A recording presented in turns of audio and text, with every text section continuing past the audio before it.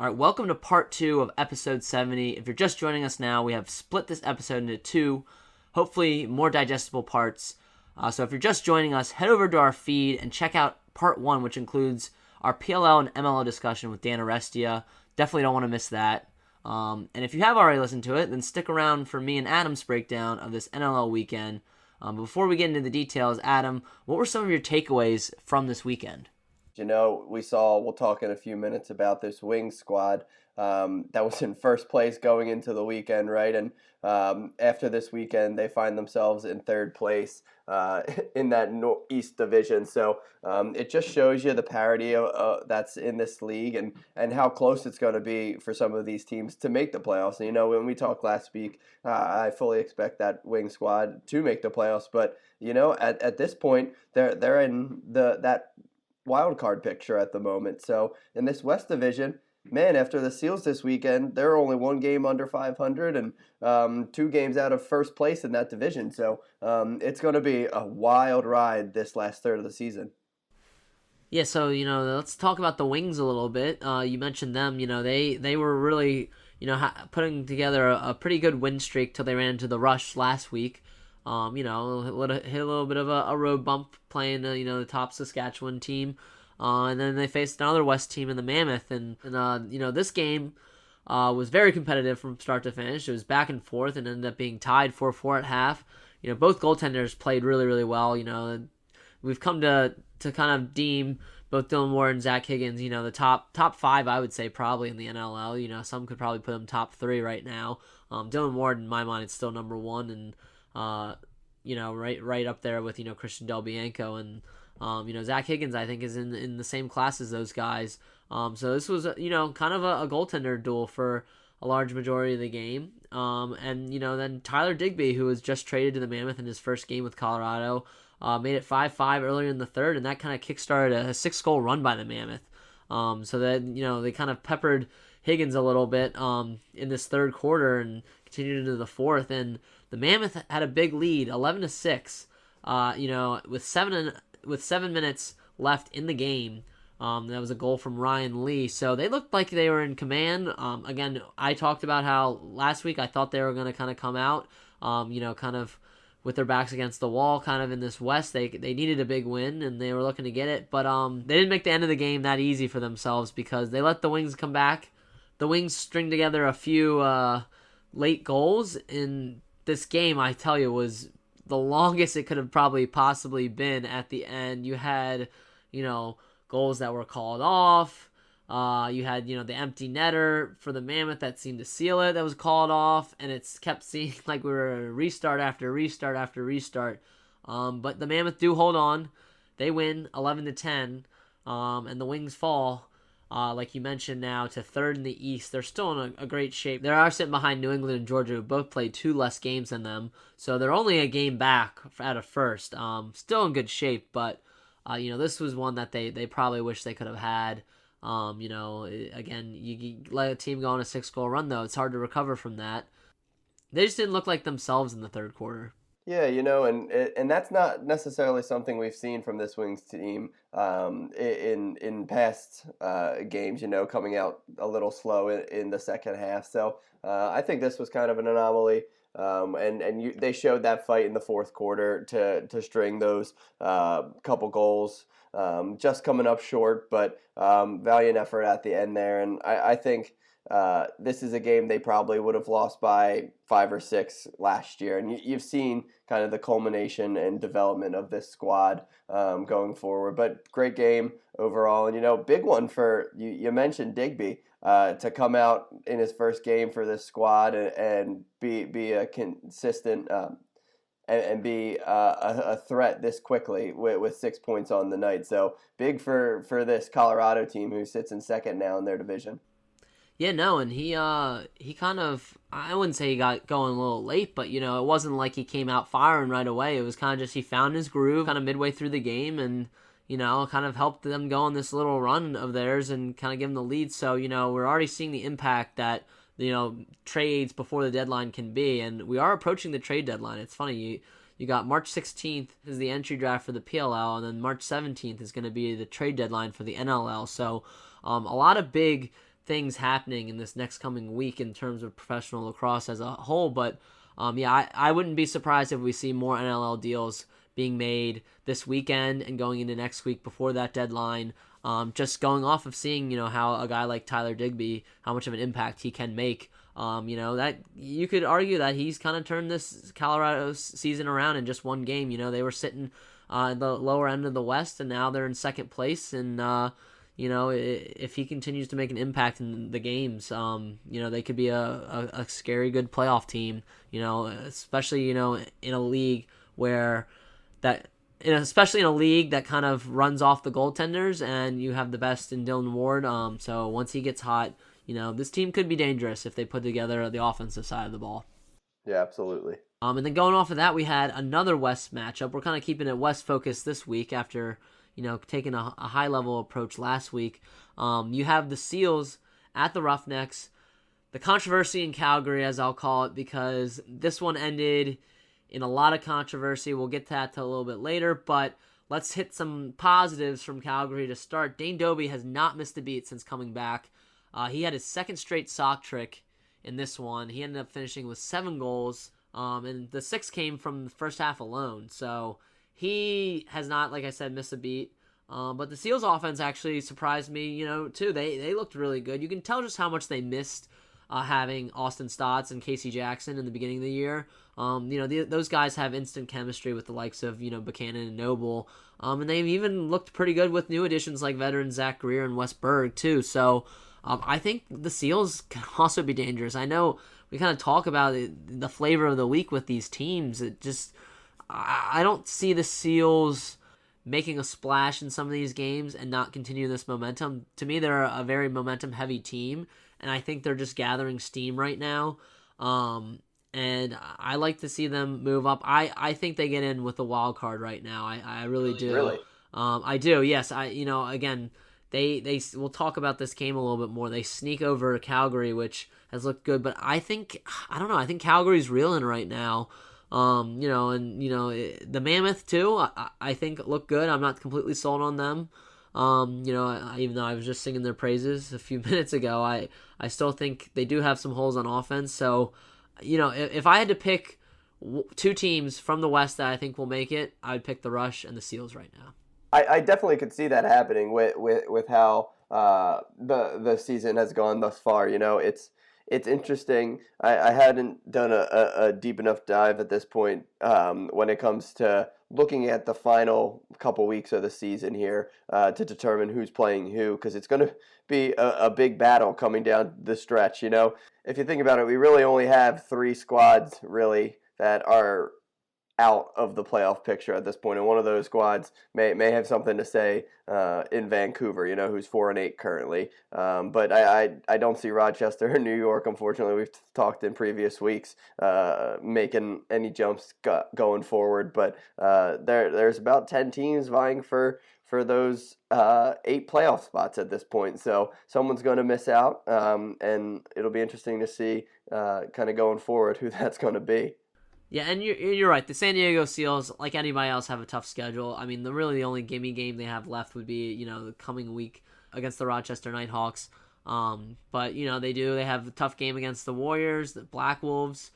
They go and have to take on the Wings in Philadelphia. They have a tough road stretch ahead. And then Georgia will visit them before they go to Saskatchewan and then finish with another matchup between the Roughnecks. So I see that last matchup with the Roughnecks kind of really determining things. But I don't know. I just really like how they've been playing. I think Coach Merrill's kind of gotten them to kind of click now. Now that they have all the pieces together, I think that's kind of what they were missing before. So I don't know. They're playing with this personality that I think was lacking at the beginning of the year. I know that's not really anything to tie down. That's not a stat or anything, but you can just tell, again, the chemistry between the guys like, Austin Stotts, who looks like he's having so much fun out there on the floor. And that's something, there's something to be said about that. And they kind of, we know the Roughnecks are a physical team, and they kind of match their physicality through and through in this game. And I think that their biggest question mark right now is who they go with in cage. You had Nick Damoud got pulled in this one. Frank Sigliano came in, and he stood on his head. He was a big reason why they won. He only allowed 4 goals once he came in. So I don't know. If he can kind of put it together like he did in this game, I think they'll be scary. I really do. I think they have the offense to kind of to back it up and kind of make a run. And then on the other side, the Roughnecks, they're not a bad team either. Again, they had another brutal loss. And we'd be remiss if we didn't talk about how this one ended. So Dobie gets his 7th of the night off a rebound on the power play to tie it 12-12. A really bad goal to give up if you're the Seals. And then Casey Jackson quickly responded to reclaim the lead 13-12. And then after that, it was pretty much a stalemate until the final 27 seconds left. Roughnecks have the ball. They have a chance to win. And Tyler Pace scores the game-tying goal with 27 seconds left as Sigliano is falling back and the net is moved. So they go back and look at it and they wave off the goal because although Tyler Pace did score on the net, the rule says that you have to determine where the ball would have been had the net been in place still. So they're able to tell that because there's markers and they looked and the ball would have been outside of the goalpost. So the ruling on the floor was correct. It should have been no goal. It was waved off. But as Dane Dobie and Curtis Dixon were arguing, what if the goal was completely turned to the side and someone shoots on net? Tyler Pace was not shooting where the goal originally was. He was shooting where the goal was. So I can kind of get their frustrations. Did the refs get the call right? Yes, they did. They called it correctly as how it is in the rule book. But I definitely think the league needs to take another look at this. Two things kind of stand out to me with this is, two greater issues. One, you have the issue of the goalie intentionally moving the net. Now, was Sigliano intentionally moving the net? I don't know. He kind of fell back into it. It's kind of tough to say. Watching it from an unbiased perspective, I think it was accidental. The problem is he still moved the net. And so that's an issue. So I think they need to make these nets kind of easier to stay. I know a reason they allow them to be dislodged, so player safety. If somebody runs into it, they don't want injuries to occur. But it's kind of ridiculous that they can be moved so easily. I don't think in hockey you can move them that easily. So I don't know. That's something that needs to be addressed. And even worse, the Seals got the ball after the restart because technically it's like a dead ball situation. So the Seals regained possession. So the really bad turn of events for Calgary, who, is in desperate need of a win. But the misfortunes would not end there as they actually got the ball back with around 15 seconds left. Curtis Dixon had a chance in front of the net to score, and he got cross-checked in the face by Brody Merrill, and there was no call. And so he was also just livid. Yes, it was unreal. I don't know how they missed that call. The ref was right there. Again, they got the call right on Tyler Pace, no goal. This, though, I think is unexcusable. The fact that they did not call a cross-check on this. I think Calgary fans have every right to be mad at the officiating in this one. I don't know how you just don't make that call. I get it. Time's running down. It's a big call to make in such a tightly contested game that, they allowed to be physical. But the guy gets cross-checked in the head. You gotta blow the whistle. And there's no guarantee Calgary would have won either. They only had 5 seconds probably left on the clock to run a power play. But you have to make that call. So yeah, I can see some frustrations boiling over from Calgary in this one. So not only is Calgary now 4-5, sitting second to last in the West, this win would have actually moved them ahead of Colorado even. They would have been 5-4, ahead of San Diego, who they would have beaten.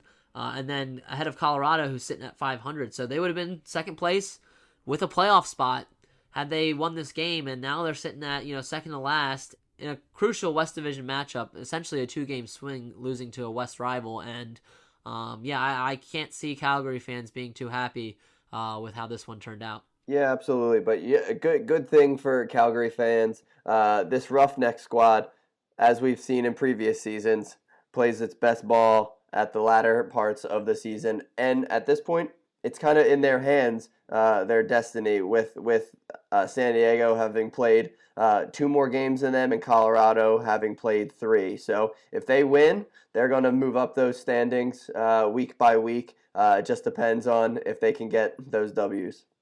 Absolutely, it feels like every game they play this season is a dogfight. So we look forward to watching them continue to fight, and I wouldn't count them out just yet, but this was definitely a brutal loss for them this week. And then some other notable results from around the league. You had the Riptide and Thunderbirds were 2 of 3 teams that had back-to-backs this week. They both ended up losing both those games. Riptide sitting at the bottom of the standings after losing to the fellow expansion franchise Rochester.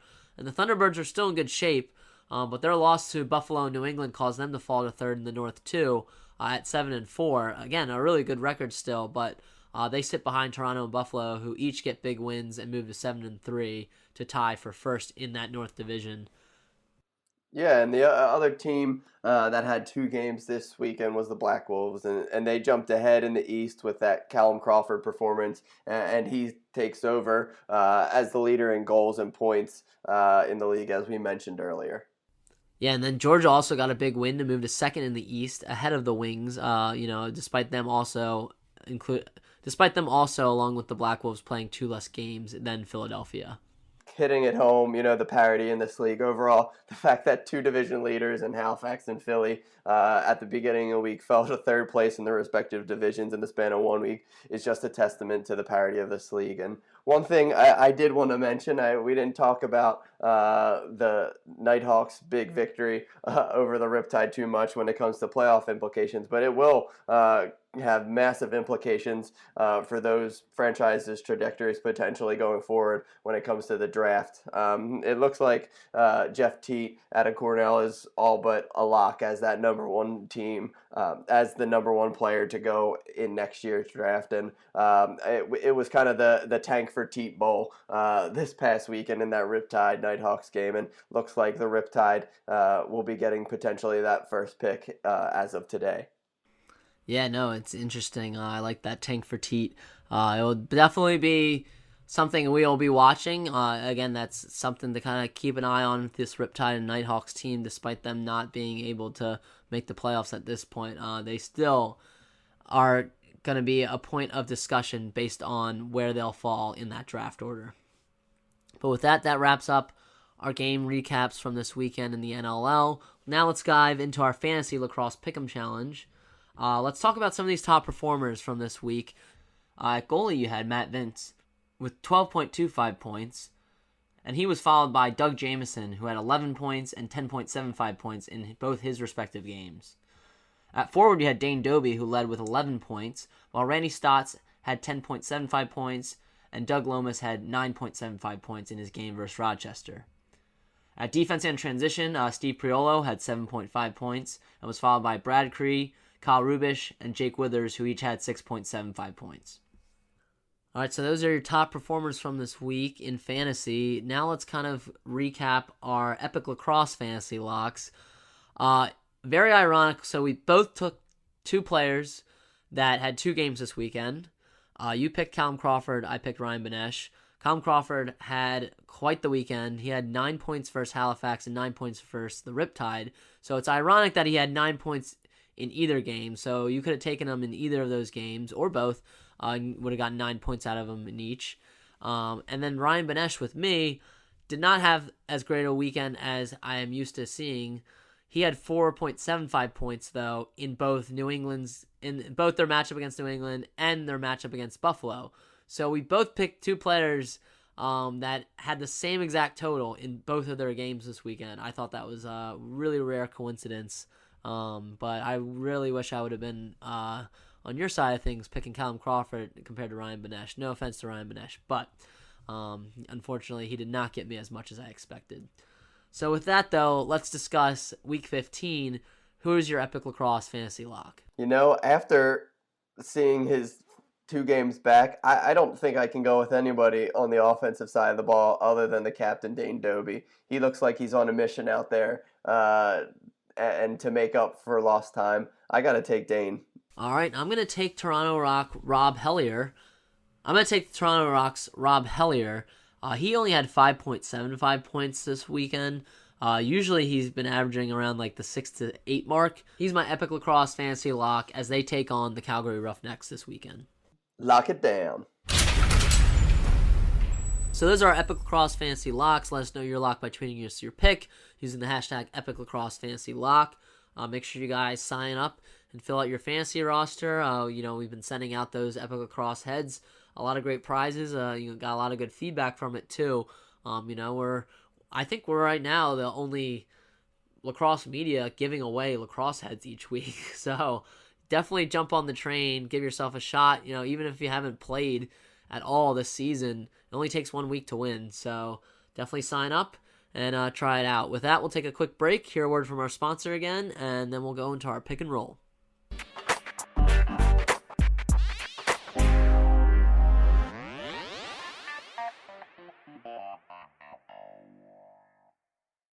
Hey everyone, thank you for listening to another episode of the Pro Lacrosse Talk podcast. We've been using Anchor for our podcast since the very start. Anchor gives you everything you need in one place, and better yet, it's free. They allow you to easily record and edit your podcast so it sounds great and send it out to all the major networks such as Apple Podcasts, Spotify, Stitcher, and many more. Better yet, they connect you with advertisers so you can start making money from your podcast right away. So if you're interested in starting a podcast, download the Anchor app today or go to anchor.fm to get started. Today's show is being brought to you in part by Stitcher Premium. You can use Stitcher Premium to listen to shows ad-free such as Conan O'Brien Needs a Friend, My Favorite Murder, Wolverine the Lost Trail, or our favorite, The Fantasy Footballers. For only $4.99 a month or $34.99 a year, you get access to Stitcher Originals, bonus episodes, and comedy albums. Better yet, if you go over to Stitcher.com/premium and use the promo code lacrosse today, you can get 1 month free. So head on over to Stitcher, sign up, and get your free trial today. All right, so welcome back. Now it's time to go into the pick and roll. Adam, you gained a little bit of ground. You went 4-4 to remain at 500 this weekend, and you're 36-28 right now. I went 3-5, so I'm now 40-24. We both were robbed of the Calgary Roughnecks win, Agreed. In my opinion. But still pretty tightly contested race, and we're still both above 500, so that means we at least know something what we're talking about. Yeah, blind squirrel finds a nut every once in a while, right? True. So I'm hoping I can just maintain this lead, because right now it's looking like last season where I had to lead the entire time, and then you had that one big week that put you over the edge. So we'll see. But with that, let's dive into these game picks for this weekend. All right, the first game of the weekend is the Black Wolves at Philadelphia. Rivalry weekend. This is the third matchup between these teams this year. Adam, who do you like in this one? Yeah, the series is tied 1-1 right now. I think I talked a few weeks back that Philly had to get that win when in New England to even this series up. To potentially stay in that East Division race. I think Philly takes this one. They get a great home crowd. It's going to be a super competitive one, and Philly really can't handle another loss to a division rival to potentially fall one game closer to 500. So I take the Wings in this one just to make that East a little bit more competitive. All right, I'm going to go Black Wolves. Again, it's pretty obvious Callum Crawford's on another level right now. Has been all season. I think they're, going to kind of cement themselves at the top of this East Division, and I think they're going to hand the Wings another brutal loss. And then following that, we have the Swarm taking on the Riptide. Adam, who do you like in this one? This is an interesting one. I think the Riptide, it's going to be potentially a little bit closer than one would think, but I'm going to take the Swarm in this one over the Riptide. Until I see another victory from their Riptide squad, I don't think I'm going to be able to pick them. All right, I'm going to go with the biggest person that's going to have the biggest role in this one is going to be Jeff Teat, Tank for Teat. I think the Swarm, definitely need this win. They got to take these easy wins when they get them. Not that I think the game's going to be too lopsided, but I do think the Swarm will come out victorious. I think even though they beat them the last matchup, I think this is being the third matchup against the Riptide. That first one losing to them in that heartbreaking fashion, the Riptide's only win of the season is still a bitter taste in their mouth. So I'm going Swarm in this one. And then following that, in a West Division matchup, we have the Vancouver Warriors traveling to Saskatchewan to take on the Rush. Adam, who do you like in this one? I'm going to take the Rush in this one. I think this Rush squad has been one of the most consistent teams in the league. And many would think they are at the top of, if you had to pick a team right now to be at the top of the league, it's them. So I'm going to have to take the Rush in this one. I don't think this is the bounce back week for Vancouver. All right, I really want to pick Vancouver, but they really burned me last week. And again, this Saskatchewan team with Ben McIntosh, Robert Church, and Mark Matthews. You're right. They're coming into their form this season. They kind of started off. They had that victory against Colorado, but they really didn't look like the Rush that we knew and loved from previous years. Right now, though, they're looking like the Rush dynasty that we had come to see in past seasons. So I'm going Rush against the Warriors as well.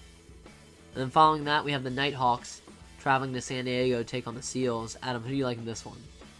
I know it might sound crazy, but I think the Rochester Nighthawks are going to get their first winning streak of the season. I know the Seals are playing well and they have to travel to San Diego, but I kind of see the Nighthawks pulling this one out for some reason, and I do need to catch up in those standings a little bit. All right, well, you're assuming I would take the Seals. Also which, true. Is right to assume based on my comments from earlier in this podcast. I think the Seals, again, are the real deal, real Seals. So I'm looking for them to get a big victory against Rochester and then continue this momentum into a playoff push. And then on Sunday, we have another slate of games. We have the Bandits traveling to Halifax to take on the Thunderbirds, a rematch from last week. Adam, who do you like in this one? Yeah, I think the Thunderbirds are not too pleased to be in that third spot in the division currently, and I think they're going to have to come out with something to prove. I'm taking Halifax. They have arguably the best fan base, albeit the youngest fan base in the league at this point, and I think that crowd's going to will them to victory, and I think Warren Hill is going to have a big game in Cage. All right, I agree. I think if you look at the Thunderbirds' last 3 games as 3 quarters, we all know that sometimes they don't get off to the best starts and they kind of have letdowns, but they always come back in the fourth quarter. So I think they're going to come back in this 4th game. I don't see them dropping 4 in a row, and I think they take the victory over the Bandits in this one. And then following that at 3 p.m., we have the Roughnecks traveling to Toronto to take on the Rock. Big game for both teams, big game for the Rock to really remain at top of this North Division, and big game for the Roughnecks for the reasons we mentioned earlier, that they're sitting at the bottom of the West, right just above the Vancouver Warriors, and they're in need of a victory, a crucial victory. So who do you like in this one, Adam? I think I see the Roughnecks getting back to 500 despite playing a really tough Rock squad. I think Christian Del Bianco has a big game in net. Dane has a big game on the offensive side of the ball, and everyone else fills in to their spots. Roughnecks win. All right, I really want to take the Roughnecks because of their performance last weekend. Again, I think they're still a really good team, and we know how they catch fire late in the season. But I don't know, this Rock team knows how to win games. The ones that knocked off the Thunderbirds. They beat the Rush last week. Like, they've been playing some solid teams and getting victories out of it. And they've been close games, but they pulled out the victory. So I think this team just knows how to win, and I think they're going to get a really close victory against the Roughnecks in this one. And then their second game of the week, for both these teams, the Wings are traveling to Georgia to take on the Swarm. Tough back-to-back for them. Adam, who do you like in this one? I think this is going to be a tough one to travel all the way to Georgia to take on this Swarm squad, who's been playing fairly well thus far. I think Mike Poulin has been playing really well in Cage for this Swarm squad, and I think this Wings team might have a little bit too tired of legs going on a back-to-back, so I'll take the Swarm in Georgia for this one. All right, it's tough for me to think that the Wings would drop 4 games in a row, but I am going to take the Swarm because of what you mentioned. The travel is just, I think, going to be too much. It's tough. It's tough to play a game Saturday during the day and then turn around, get on a flight down to, all the way down south to Georgia and take on, the Swarm team. So I just think, that's going to be a detriment to the Wings, and I think Georgia's going to pull out the victory in this one. And then the final game of the weekend, we have the Nighthawks traveling to the Mammoth. Adam, who do you like in this matchup? Yeah, based off what I said earlier, I think the Nighthawks winning streak ends at 2 games. I think the Mammoth pulled this one out at home. They've been playing pretty well, other than that fourth quarter against the Wings this past weekend, and they still pulled out the victory. So I think the Mammoth get over the hump and get to 7-6. All right, I really wanted to pick the Nighthawks to play spoiler in this one, but I just couldn't do it. I think the Mammoth are going to get a really close win. I just think the Mammoth still are struggling to put full games together. We kind of saw it in this last game against the Wings. So I don't think it's a gimme playing the Nighthawks, but I do think they get the victory in a really high-scoring affair. I think what you'll see is they're going to pepper Dylan Ward a little bit more than he probably should. I think the defense is going to let him down a little bit, but then in the end, in the fourth quarter, he's going to come up with some clutch saves and give the Colorado Mammoth a victory. So those are our game picks this weekend. Again, another full slate of NLL games we're looking forward to. We also want to tease, though, some past interviews that we had this past week. We had interviews with Taryn and Taylor Van Thoff that's currently up, as well as our interview with the head coach of the Philadelphia Barrage, Spencer Ford, who you got to talk to, Adam. So definitely check out those interviews. We've had a good mix of guests recently. We had Pat Harbison from the PLL last week. We had, Taryn and Taylor Van Thoff from the WPLL. Then we had an MLL head coach. And then we have an NLL and PLL player in Kieran McCardle coming up on Monday. So we're going to talk to him about what it's like being drafted by 2 expansion teams in a span of 6 months, being the Riptide and the Water Dogs. So definitely check out that interview. I'll make sure you guys subscribe so you don't miss it. But with that being said, Adam, it's time to go to overtime. What are you looking forward to most this weekend? Yeah, I think I'm going to be able to sit back and watch a lot of these week 15 matchups that are going to be big for these NLL squads. I'm really excited to dive into this weekend in NLL action. All right, I'm going to Pinnell Watch. We just had Dan on the podcast, and he has reported that Rob is joining the PLL. That is the general consensus, but I still need official confirmation. I still need Rob Pinnell to tweet out, I'm going to the PLL, before I can cross the T's and dot my I's with everything and declare him the number 1 overall pick with the Water Dogs. But he is what I'm looking forward to most this weekend. Hopefully we'll hear some news on which league he is going with. Again, we heavily expect it to be the PLL, but I'm just looking forward to the news when it comes out officially. So that's what I'm looking forward to the most this weekend. But with that wraps up episode 70. Thank you guys for listening. Again, please subscribe and consider leaving us a review.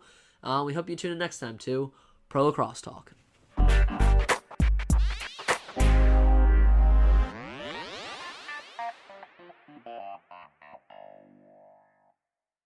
Today's show is being brought to you in part by Stitcher Premium. You can use Stitcher Premium to listen to shows ad-free such as Conan O'Brien Needs a Friend, My Favorite Murder, Wolverine the Lost Trail, or our favorite, The Fantasy Footballers. For only $4.99 a month or $34.99 a year, you get access to Stitcher Originals, bonus episodes, and comedy albums. Better yet, if you go over to Stitcher.com/premium and use the promo code lacrosse today, you can get 1 month free.